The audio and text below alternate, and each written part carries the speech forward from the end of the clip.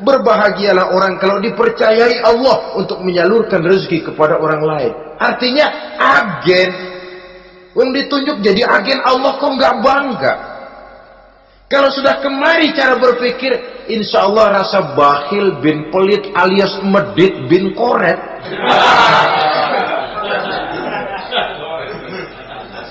Itu insya Allah nggak ada. Kan kadang kita berpikir, yang nyari duit gue setengah mati, lu datang-datang mau minta aja pala lu. Kan itu toh kadang-kadang cara kita berpikir. Ya boleh jadi lalu terasa berat. Tapi kalau kembali kepada kesadaran, barangkali alhamdulillah rezeki dia cuma lewat tangan saya. Kalau saya nggak ngasih dia, barangkali nggak semudah ini saya dapat rezeki. Allah mudahkan rezeki saya karena saya sering membantu orang-orang yang memang memerlukan. Andai kata saya nggak membantu mereka, belum tentu rezeki selancar ini. Tidak lalu enak aja, peras keringat gua banting tulang, pergi pagi pulang sore, lu datang-datang nada aja. Berbahagialah orang jikalau sekali lagi dia dijadikan agen oleh Allah untuk menyalurkan rezeki kepada mereka yang memang memerlukannya. Kalau tidak ke arah itu kita berpikir, yang timbul bakhil. Bakhil lalu bermegah-megah dengan hartanya, timbul kesombongan. Senang lihat orang susah, lalu dia sendiri dengan hartanya cuma to show only, pameran.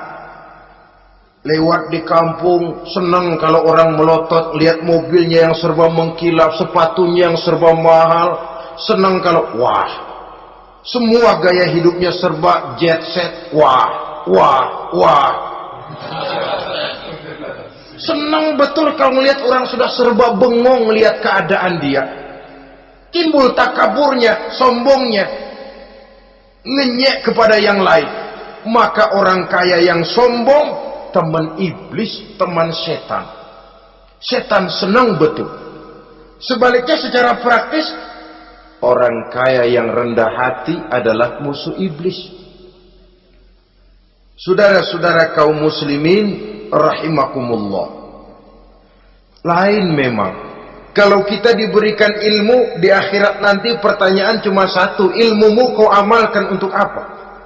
Kalau kita diberikan umur panjang, pertanyaan akhirat satu saja, umurmu kau habiskan di mana? Tapi kalau sudah harta diberikan kepada kita, pertanyaan akhirat dua, min aina iktasabahu wa fima anfaqahu. Hartamu kau dapat dari mana, kau belanjakan kemana? Depan belakang ditanya. Yang ketiga, teman iblis itu tajirun khain, pedagang yang berkhianat, baik kepada sesama teman pedagangnya karena ingin lebih maju dari yang lain. Terjadi persaingan yang tidak sehat di berbagai bidang bisnis,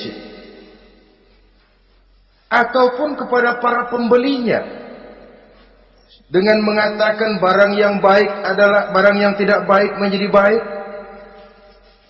Sebab pada dasarnya apabila kaum pengusaha sudah berkhianat, akan timbul kegoncangan ekonomi. Dan kegoncangan ekonomi dampaknya adalah melahirkan kelas-kelas kemiskinan. Kemiskinan merupakan satu perangkap iblis. Biasanya orang kalau udah melarat, udah dekat banget sama kafir. Kalau tidak dilatar belakangi oleh nilai iman yang kuat. Udah melarat, udah dekat benar dah sama kafir. Apalagi iblis ini menggodanya, pandai dia. Kepada orang miskin dia datang dengan bujukan materi. Kepada yang cukup hartanya dia datang dengan bisikan lain. Pendeknya iblis dan setan itu ibarat tukang joget, dia ngerti betul irama kendang.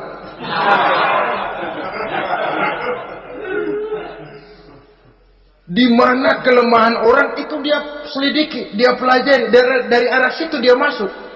Dan secara strategi perang, iblis dan setan ini posisinya memang lebih menguntungkan daripada kita. Kenapa? Dia melihat kita, kita mah nggak lihat dia.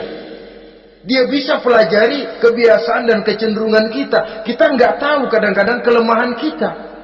Dari arah itu dia masuk. Posisi dan strateginya lebih menguntungkan daripada kita. Saudara-saudara kaum muslimin rahimakumullah. Bila ekonomi sudah goncang, terjadi penimbunan barang, terjadi spekulasi harga, timbullah kegoncangan sosial. Dan dikala itu setan dan iblis pesta. Dia merasa perangkapnya berhasil. Persaingan-persaingan yang tidak jujur, yang pada dasarnya akhirnya bukan cuma merusak sistem ekonomi, tapi juga mempengaruhi hasil kerjaan. Dalam tender-tender usaha-usaha besar misalnya, oleh karena mengajar supaya dia yang mendapat proyek, dia tidak segan sogok sini, suap sana, semir sana, usap sini. Tinggal untungnya sedikit dan dia harus dapat untung besar. Akhirnya apa? Proyek yang dikerjakan cuma asal sekedar jadi. Tidak seperti standar yang ditetapkan lagi. Juga tidak merupakan kesalahan yang sepenuhnya harus dibebankan kepada dia. Kesalahan yang merupakan siklus. Mata rantai, sudah lingkaran setan. Itulah sebabnya sering saya ungkapkan, kalau manusia sudah jadi teman setan, lebih buas daripada bajing. Karena bajing cuma makan kelapa, tapi bajingan sudah apa saja dimakan. Sudah jadi teman-teman iblis, tidak ngerti halal haram, hak dan batil. Ini kepentingan pribadi apa kepentingan orang banyak, yang penting sikat saja. Jadi yang ketiga ini targetnya memang kekacauan ekonomi.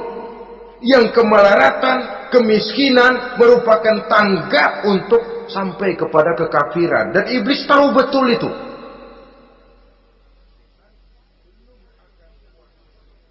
Lain misalnya contoh yang diberikan oleh Rasul. Rasul kan pernah dagang di kala remaja itu. Membawa dagangannya Siti Khadijah. Kain. Beliau dagang kain. Berapa kain ini? Oh, kalau ini saya ambil dari Ibu Khadijah 25 rupiah. Saudara mau beli saya berapa terserah, asal saya ada untungnya. Dan kalau modalnya 25, betul-betul beliau bilang 25. Jujur. Kita kan enggak, udah bohong campur sumpah lagi.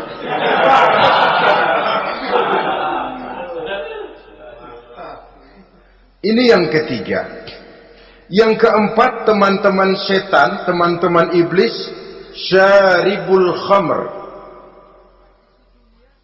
Orang yang minum arak, pemabuk, itu teman setan. Bahkan divonis tidak beriman orang yang pada saat meninggal dunia di dalam perutnya itu masih ada khamr. Tidak beriman divonis.